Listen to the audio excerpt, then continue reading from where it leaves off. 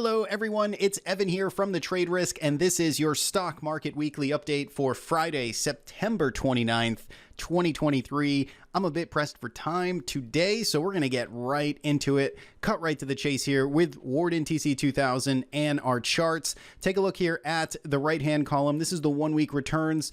Markets were mixed this week, mostly down, but you could see Nasdaq crawled back and finished just slightly positive. Same thing with the Russell 2000. S&P Dow both closed down closer to 1% lower. If we take a look at the volatility indices here, you can see that Nasdaq vol came down a bit this week. S&P 500 VIX index 17.66, pretty much the same, unchanged, slightly up from last week. But here's the action across all the indices. If you follow my mouse, you can see these little line charts here, just 5-day, the last week's basically performance here, and you can see we essentially slid lower for the first half of the week. We sort of found a bottom here on Wednesday across all the indices, and then we rallied a little bit here, or at least attempted to, into the close of the week. Dow Jones certainly the weakest. If we take a look here at our sectors, you can see that energy back to the top of the list here, 1.21%, followed by materials and consumer discretionary. So those were the only three in the green. You can see a lot of things basically unchanged. And then on the bottom of the list this week was utilities. Big unwind here, 6.89%. Again, tied to interest rates and all of the action going on there. Consumer staples, financials also down. The second and third underperformer largest this week as well. If we take a look at our stock market trends, so broadly speaking across sectors here, we're looking at our custom smart trend filter. So if you are a Warden TC 2000 customer, it's one of our custom indicators, really just helps us measure path of least resistance, price and volume spanning across time with a little bit of price action relationships that sort of color out these green, yellow, or red dots. And you can see there's a lot of red on this screen still. So it's a daily time frame. Again, markets are fractal, so it depends on the time frame you're looking at. But on the daily chart, we've got lots of downtrends in place here. You can see communication services trying to move yellow back to neutral here, trying to move up, a little bit of relative strength this week. Energy still, generally speaking, pretty positive here, but that's about it. Everything else down and to the right with not a whole lot of change. Now, if we take a look here at market breadth and we take a look at our 52-week highs and lows ratio, I decided to split this out just to see the actual numbers of both a little bit clearer here. And so for a while, when we were looking at this ratio really over the past few weeks, we were looking at the stocks hitting 52-week lows, and we were seeing them dominate the ratio that is of stocks hitting 52-week highs, but we didn't really see any expansion. We didn't see any, essentially, breakout of this range. Are we going to see more stocks expand and start to break down to 52-week lows, or is it going to start to dry up? Until, of course, this week where we started to get these big spikes up, and we saw as much as 450 or so plus stocks hitting 52-week lows earlier on Wednesday. Again, don't get too hung up on the specific numbers here because every platform sort of reports things a slightly different here for this ratio. But the point is that we did get sort of finally a little bit of a spike here, a little bit of a washout. And I tweeted this out earlier in the week and, basically saying like, look, this is unequivocally sort of bearish when you get more stocks hitting 52-week lows. However, when you start to get these bigger spikes up here, it does get you closer to at least a short-term turning point, a washout, so to speak. When everyone's just kind of throwing away their stocks, selling up, giving out, giving up, selling out, then that's usually when you're getting a little bit closer to a short-term tradable bottom. Lo and behold, we did get a little bit of a rally attempt here Thursday and Friday, but we'll see. This isn't necessarily total capitulation. This can get much higher, 1,000 plus, especially when you go back to the COVID days. I mean, look how high we got back in 2022 in September timeframe when we were hitting those lows with the cycle lows in the bear market. We got as high as a single day hitting over 2,000 stocks, making 52-week lows. Here we're at about 460. So I mean, if you're looking for absolute pain, there's definitely more that could happen, but finally getting at least a little bit of short to medium term pain is, it seems. Still not many stocks hitting 52-week highs, of course. And then if we look at our ratios here, I mean, you're down to about 17% of stocks are above a 50 SMA. EMA, that's a pretty good washout reading. You know, you can clearly get lower, but you know, when you're below 20, when you're in the 15s, you're clearly getting some pretty good washouts there as well. So breadth not looking so good, but you know, so bad that it might be a little bit of some capitulation. Now, if we take a look here at IBD's top 10, so I'm taking their IBD 50 list and I'm taking just the top 10 here and taking a look at the performance. IBD is a sponsor of the show, so shout out to them. Thanks for making the show possible. You can get a link in the description of this video to get access to their digital subscription if you want to get the IBD 50 list every single day, along with a lot of other cool stuff. But basically here you can see, if you're looking at these kind of growth, higher beta names, leadership names, you can see that pretty good week of rebounded action here. You can see ACMR, top of the list here, 15.61% rally this week. That's great. Turns it back positive for the 1 month returns. I did have a couple of losers here, but generally speaking, nice recovery for IBD names. Now, take a look here at commodities. You can see natural gas clawing back some gains as well, 2% up this week, still down 5% over the past month. Copper starting to rebound a little bit. Dollar index up for the 11th straight week. Super impressive there. Seems like it's getting pretty frothy, but you know, who's to say when it will be done? It's tough to just jump in just because things are potentially overbought. Overbought tends to get more overbought, but it's had a heck of a run. Oil managed to close up this week as well. DBA, gold got smoked, silver got smoked. We're going to talk a little bit more about that in just a bit. Now, the big story, of course, too, is interest rates, yields. They are continuing their path higher here, backed off a little bit towards the end of the week, but generally speaking, breaking out to new cycle highs here. Everything's putting pressure on it, particularly the long end of the curve, really kind of catching up here and, you know, steepening an already sort of painful experience here. So this is obviously putting a lot of pressure on stocks this week. So let's get into it here. Let's take a look at the price action, starting with the S&P 500. Again, this is sort of our trusty roadmap. This is the range that we've been talking about here. And you know, if you dial back just 2 weeks ago, just remember when we had this very, very tight compression going on here in the middle of September. We talked about the back-to-back inside weeks. We talked about being on the lookout for range expansion. We got that range expansion last week where we saw a big kind of plummet here and fall out of this little wedge, this triangle. We're down 3%. And last week, our comments were basically, look, a lot of short-term pain, but we're looking at 4280. We're looking at 4600. That's the bigger, broader range that I am paying close attention to.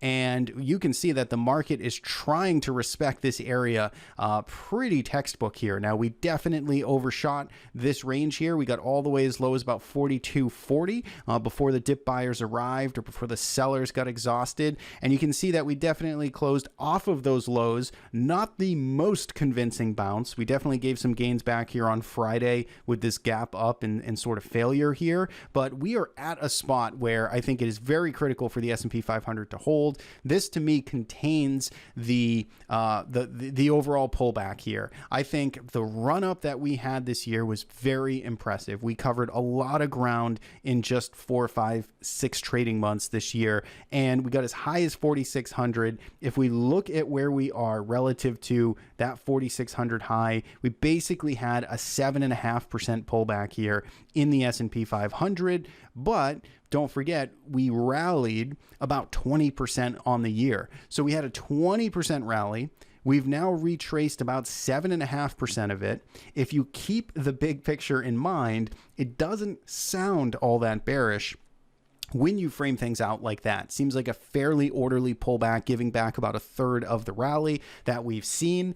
If, of course, buyers can kind of step in here, because I do think this is an important zone. If we cascade lower here, you know, sure, yeah, maybe it's not all over and bleak, but this is definitely the kind of intermediate term spot where I think, you know, bulls just really want to see if they can get this defended before the market becomes more unhinged, before you get just a bigger washout capitulation and threaten to give back more of this rally. This level is, you know, what we consider important, not because we say so. is because the market has memory at this level. You can see where it peaked out here in August 2022. You had some price memory here from early 2022, and the market has really sort of respected this general zone pretty significantly, even in June earlier this year, based out kind of perfectly right underneath it, and then launched higher as it started to get above it. So for me, going into next week here, if the way I am looking at this is if you are sort of a courageous risk taker, if you can, if you're someone that can build a watch list here, can manage risk and take a shot here at some of these stocks that have been beaten up, that maybe are holding up a little bit better though than the S&P 500. This is a spot where I think you can maybe test the waters here, but you have to be responsible. You have to have your stops in. You have to know when to get out if this market does in fact decide to just roll over here next week or middle of next week. If it can't sustain this bounce, if buyers don't step in here, then you have to be able to cut losses and step aside. But I think after the selling that we've seen, 7.5% pullback, getting a little bit more of a washout reading in internals, you're seeing some oversold stocks, you're seeing some dips in those overall trends. This to me is a spot where I think it's worth at least taking a close look if that's your strategy and time frame. For those of you who are more in the trend and momentum phase and you just need to see a lot more repair happen here, totally get it. But for me, I'm kind of fishing at these levels here. I think this is kind of interesting. We'll see if it can hold. So that's where we are with the S&P 500. Nasdaq 100, very similar here. Again, this managed to turn itself around and stay positive this week. It did undercut the prior lows here from August, July, but it is, kind of fishing right in here where it was finding some support really back in the June highs here as well. So you can see a little bit messy. Again, I never like to draw perfect straight lines. I'm looking at broad general levels where buyers can step back in, where markets tend to inflect. And for the Qs, we did step in here around 355 or so, seeing a little bit of uptick in volume. We'll see if dip buyers can continue to support this level next week. Again, if we start rolling over hard from here, then I get a lot more, glass half empty, pessimistic on this market. And the Russell 2000, well, this has been the weakest spot clearly here for the past few weeks. You can see on the weekly chart, it's just back in no man's land in the bigger, broader range, trying to muster up a bounce here. And again, pretty oversold on lots of different metrics. So we'll see if dip buyers can continue to kind of bounce this up, but structurally just it's just a lot messier of a spot. Doesn't quite excite me or get me as interested as say the S&P 500 or even the Nasdaq 100. Being able to essentially manage risk against these tight levels. So that's the way I am looking at things right now. Let's take a look at a few other charts here. Talked about the dollar, and you can see again, 11th week in a row. Man, this is just an impressive move to the upside here. We're not quite back to the cycle 2022 highs, but it's certainly getting there, in very quick order here if this pace keeps up. Again, really tough to chase this, really tough to want to participate in this trend after such a big move higher. You can see a little bit of a tail there on the weekly, but clearly lots of strength there as that dollar wrecking ball continues higher. And gold really feeling that pressure this week. Take a look at it, down 4%, heaviest volume week, kind of cleared through, broke below these levels here, 175. I got stopped out of the remaining gold that I had. I was fishing right in here for it in the middle, late August area. Did manage to scale some profits out into a little bit into those 180s, but then, exited the rest this week here as this looks like it just wants to kind of break down on heavier volume. Silver, basically the same thing as well. Big, big move this week, down 5.75%, and right kind of teetering at support here. Maybe it's a stick save. Maybe they, kind of come in some type of false breakdown, but looks pretty dicey here around that $20.50 area. So that's the gold, that's the metals. We talked about bonds. Again, IEF down 1%, new cycle lows here. That means interest rates are up. TLT, same thing. Heavy volume this week. So notable on the significance of this week's volume. Maybe this is a turning point. I mean, this is one of the heaviest volume weeks we've seen here for TLT trade, going back certainly as far as TC2000 data is going. So back to 2002, this could be the heaviest volume week TLT ever has traded. So maybe that's marking a bottom here. Maybe this is an inflection point for TLT.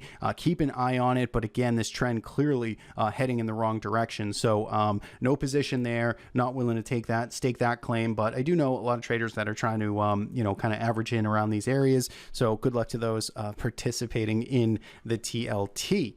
Now, last but not least, before we head out, we'll talk about Apple here. So Apple, you can see, was down 2%. Again, just thinking about heavyweights, Nasdaq. This did finally start to crack these August lows, trying to make this series of lower lows, lower highs continue to work in motion. You can see, again, it's just hanging out here, though. So this would be some type of little false breakdown here if dip buyers do kind of come in, save this right underneath this 171, right underneath the August lows. If this rips higher from here, well, you could have a nice, interesting trade at your back. But TBD on that. NVIDIA is one that also didn't quite break down. Again, unlike Apple, it never took out its August lows here. Pulled back about 19% from its all-time highs just about a month ago, and now here you go. You can see just kind of floating higher here. Did pose the question, I believe, on Twitter earlier this week, is this just, a bear flag that is going to eventually break down and then cause some real pain if it starts to break down below 410? It might be, but we're not seeing it yet. So again, no trigger, no trade, as the old expression goes. Let's pay attention to it. But for now, NVIDIA finding support right where it needed to. Last call out here is Meta.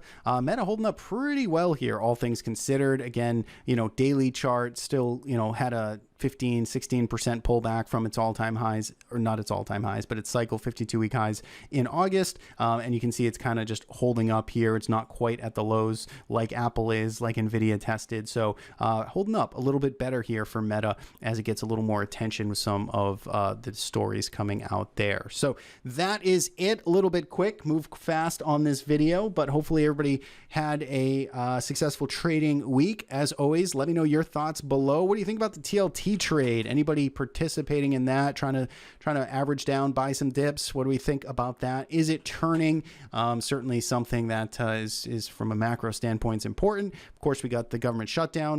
Didn't really talk about that, but clearly the market will be reacting early next week depending on the outcome there. So let me know your thoughts in the comments below. I hope everybody's doing well out there. We'll see you back here every week, every Friday. We do these long form market analysis videos. Check out the links in the description for you Ward and TC2000 users. A lot of the scans, indicators, layouts that we talked about and showed in this video are available on our website. Have a great weekend, and we'll see you back here next week.